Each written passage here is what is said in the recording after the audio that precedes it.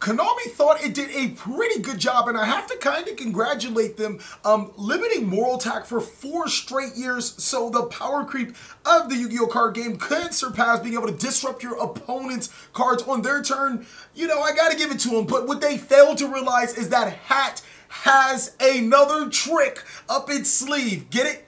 H.A.T has another trick. And I gotta tip my hat off to that joke because it was pretty damn good. I'm TheCaliEffect, and if you guys want to see more videos like this, go ahead and destroy that subscribe button. But more importantly, you can set your 5 back row, which 3 of them are probably going to be artifacts, on that notification bell because we just too strong. Without further ado, I present to you a hand Artifact Traptrix deck profile inside of the 2018 February format. Alright guys, this is probably going to be as competitive as H.A.T can be. It is a little bit limited seeing that power creep has been pretty big within the past 4 years, but I want to say that this is still a pretty decent deck. We're going to start off with the Artifact monsters. 3 copies of Artifact Moral Attack, 2 copies of Artifact Scythe, 1 copy of Artifact Beagle Tech, and 1 copy of the new artifact from the Extreme Force set, Artifact Molnar. Now, I apologize if I say this card's name completely butchered, but I hope I did say it right. One thing that all of these artifacts have in common is that you can set them face down onto your spell and trap card zone as spell and trap cards, and if they are destroyed during your opponent's turn in the spell and trap card zone, they are special summoned to your side of the field as monsters. Every single time these monsters are special summoned during your opponent's turn, they gain a certain effect. Now, Moral Attack gains you Disruption. You can destroy 1 card or 1 face-up card on your opponent's side of the field, and it doesn't target. It's easily one of the main reasons why it went to 1 or the artifact engine was killed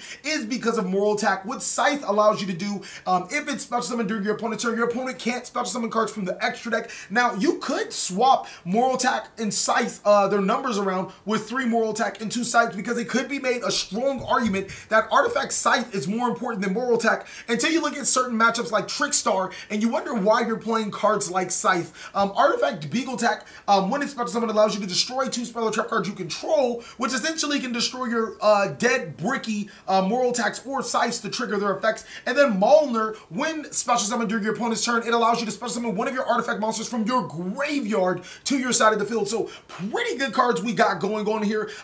It's just a lot of synergy between these cards.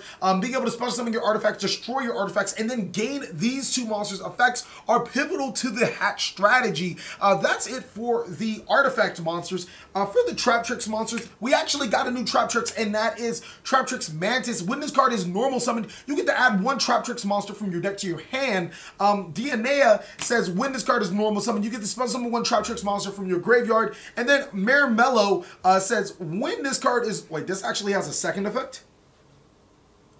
Oh, wow. Yeah, it does. I forgot all about that. When this card is normal summoned, you can add 1 trapped or trap hole card from your deck to your hand. I completely forgot about Mello's second effect. It's pretty damn good. All of these monsters have a secondary effect. Mantis allows you to bounce 1 of your back row to set another back row. DNA actually allows you to place a trap hole card from your graveyard to your side of the field. And Mello, or My Merrill, allows you to destroy a spell or trap card. And I've literally blanked on that second effect. And these second effects, for the exception of Mantis, only are accessed when they are special summoned. So these are pretty good effects that we have for the strategy. And I think that it contributes a little bit of anti-meta-like feel because they involve the Trap Hole cards and they're very powerful cards. So we run 5 Traptrix monsters. Next we run 2 copies of Ice Hand and 2 copies of Fire Hand, because what kind of H.A.T deck would this be without the H, man? You need the H. You can't be running AT and calling it H.A.T. Basically, these cards have fallen out of favor once the H.A.T strategy was destroyed. But now looking back into it, the Fire Hand and Ice Hand strategy could be used in a lot of favorable situations. Main reason is because when Fire Hand is destroyed, not only do you get to destroy an opponent's monster, but you can summon Ice Hand, which allows you to destroy an opponent's spell or trap, and then back to Fire Hand if you choose to do so. The reason why these cards are so freaking good is because they allow you to break opponents' boards just by summoning 1 single monster. So 2 and 2 of each. That's it for the monsters. That's 16 monsters. For the spells, 3 copies of Pot of Duality. You do almost no special summoning on your turn unless you wanted to summon a hand monster or a DNA. So activating Duality to search the key pieces that you need is pretty good. 3 copies of Card of Demise. Literally, to be real with you, there's probably only one monster that I don't mind in the graveyard, and that is Fire and Ice Hand. Those are the only 2 monsters I don't want to be in the graveyard. But all the other monsters, they can be in the graveyard because they have a special summon effect or some other effect to gain me some resources. Same thing with the artifacts. I actually can send them to the graveyard and abuse Artifact Traptrix to special summon the monsters from the graveyard and not clog my spell and trap card zone.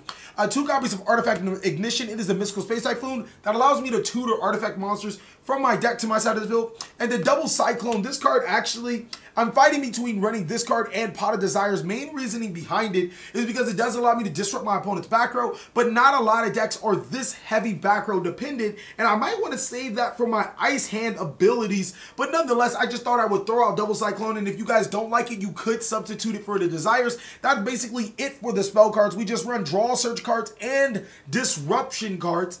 For the traps, 3 copies of the best artifact card is Artifact Sanctum. Being able to tutor an artifact monster from your deck to your side of the field, and if it were being destroyed by your opponent, you can destroy an opponent's card as well. 3 copies of Back to the Front. This card allows you to special summon a monster from your graveyard. It is essentially our new version of Call of the Hunted, being able to tutor a monster to our side of the field and then gain the artifact monster's effect. 1 copy of Bottomless Trap Hole. I see this card being pretty good. It can stop a whole entire Pendulum Summon if the monsters are over 1500 attack, so picture that as a board wipe, but I don't think it's as good as it used to be, so I'm only running 1 copy in the main board. 2 copies of Time Space Trap Hole. This is where I think the juice still lies inside of the Traptrix strategy, mainly because this card still has an application to links and Pendulum Summoning as well as card from the hand. If you guys did not know, that one of the best decks of the format, Pendulum Magician, does link summon and it special summons from the hand, so Time Space Trap Hole can really help you with that. 3 copies of Solemn Strike. 1 copy of Solemn Warning, and of course the Solemn Judgment. These are just really good disruptor cards to stop the opponent from doing whatever you're doing. You're like, hey, what are you doing? Stop it. And that's basically what those cards are there for. That's it for the main board at 40. I believe it's 14 traps. So it is a pretty heavy anti-meta trap deck. For the extra deck, of course, we're going to run the extra deck Artifact of Monster. Artifact Durandal not only allows you to shuffle cards from your hand to your deck to draw some Marauder cards, it also disrupts your opponent. You see your opponent has that nice hand, nah, bruh, shuffle. Another thing is that it can force your opponent to use their card effects to destroy your own artifacts, so that's pretty good. 1 copy of Constellar Polites. All of the level 5 monsters you run are light, so it's kind of easy to make this card. Volca Swords gives you access to destroy certain monsters on the field and inflict damage. Shark Fortress can attack twice, and I'm going to be honest with you guys, this extra deck, you're not going to use a lot of it, but you have so much free space. 1 copy of Thunder Charger for when these monsters become useless, just overlay Thunder Charger on top of it. Costel, Tornado Dragon. This card actually is really saucy in the deck. But you would kind of see, seeing that it's a Traptrix card, and you do play Trap Hole cards, allowing you to activate Trap Hole cards from your deck. It's pretty damn good. And then a really spicy card is number 59, Crooked Cook. He destroys all of your back row to gain attack, but more importantly, he can destroy all of your back row on your opponent's turn to gain your artifact monster's effects. Utopia Lightning and number 39, Utopia. That's to get over your opponent's problematic cards. Mrs. Radiant, I actually can use DNA to make it. Akahishik Magician, the same thing. It can get rid of some problematic cards. And then Biko Bulker, Bick and Back, B and Boo, styling and profiling with all them arrows. That is basically it for the extra deck.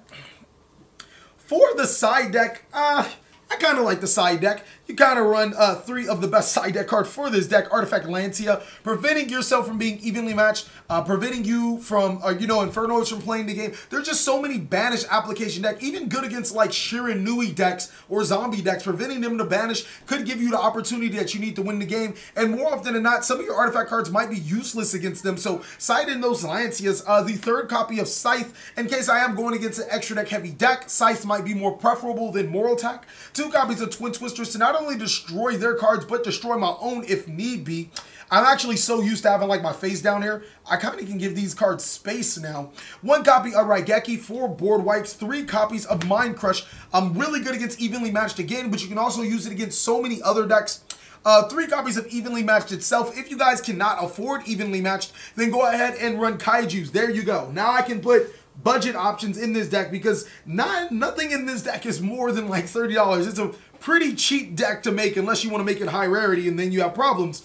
The next copy of Bottomless Trap Hole, and then one copy of Time Space Trap Hole in case you guys want to interchange between the two cards depending on your matchup. Thank you guys so much for watching another segment of the TheCaliEffect. I really hope you guys enjoyed literally this, besides Card of Demise, this deck is relatively cheap, and I hope you guys enjoyed it. If you guys want to see more deck profiles, stuff like this, go ahead and destroy that subscribe button, destroy that like button, but most of all, enjoy these videos, guys.